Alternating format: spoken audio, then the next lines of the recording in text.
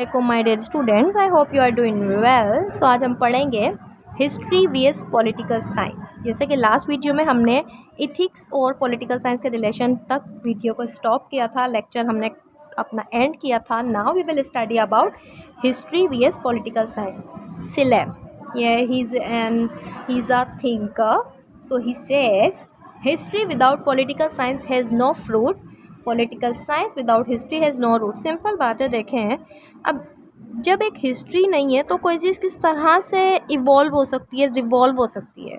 Of course there will be a history, there will be a mystery. So तभी एक चीज़ ना बनती है। तो कहते हैं कि हिस्ट्री जो है ना पॉलिटिकल साइंस के बगैर अपना फल नहीं रखती, और पॉलिटिकल साइंस हिस्ट्री के बगैर अपनी जड़ें नहीं रखता। दोनों ही एक दूसरे के लिए बेहद इंपॉर्टेंट है। A student of political science studies not only what the state is but also what it has been। यानी सिर्फ ये नहीं पढ़ता कि करंट क्या चल रहा है, वो सारी हिस्ट्री पढ़ता है। भाई पॉलिटिकल साइंस कहाँ से बना, कैसे बना, कौन फादर है, क्या क्या इश्यूज थे, क्या क्या नहीं थे, and so on. Thus, both political science and history are interdependent and mutually complementary. Fine. Let's see now. Political science relations with sociology, anthropology and geography. Very interesting. Political science is the branch of social science. Sociology is mother of political science. देखें sociology तो जाहिर है sociology है, वो तो society है। society में तो politics आती है, तो ये क्या है, sociology जो है ना वो mother है political science की, and political science is closely related to sociology. Today's politics is tomorrow's history, and tomorrow's history is today's politics. Very interesting. Now question number 8, what is state? State is a perfect society of freedom united for the sake of enjoying the advantages of rights and common utility.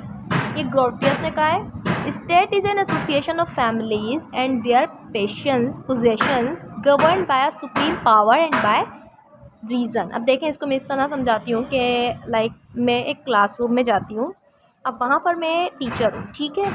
अब वो अगर मैं environment देखूँ तो वो एक state है, यानी क्लासरूम जो है ना वो एक स्टेट है। अब मैंने जो रूल्स एंड रेगुलेशंस अपने बनाए हुए अपने स्टूडेंट्स के लिए वो गवर्नमेंट है, ठीक है।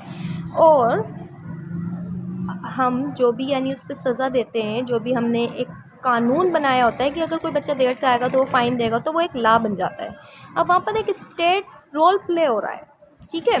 तो अब वहाँ पर सॉवरेन कौन है, मैं हूँ, जाहिर सी बात है। I am a teacher, I am an organiser and so on. अब देखें, ये बोल रहे हैं there are 4 elements of state. State के 4 एलिमेंट हैं, population, territory, government and sovereignty. As I have mention कि देखें एक क्लासरूम है, वहाँ पर मैं सॉवरेन हूँ, ठीक है। मेरी पॉपुलेशन कौन है, मेरे स्टूडेंट्स हैं। टेरिटरी क्या है, वो क्लासरूम है।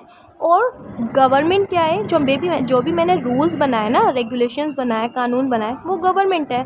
तो ये सिंपल सी डेफिनेशन है एक स्टेट की। एक स्टेट होगा तो उसमें गवर्नमेंट होगी, एक गवर्नमेंट होगी तो उसके लिए स्टेट का होना ज़रूरी है। So this was the simplest definition I have told you guys. I hope you enjoyed and learned a lot. Thank you so much. Remember me in your prayers.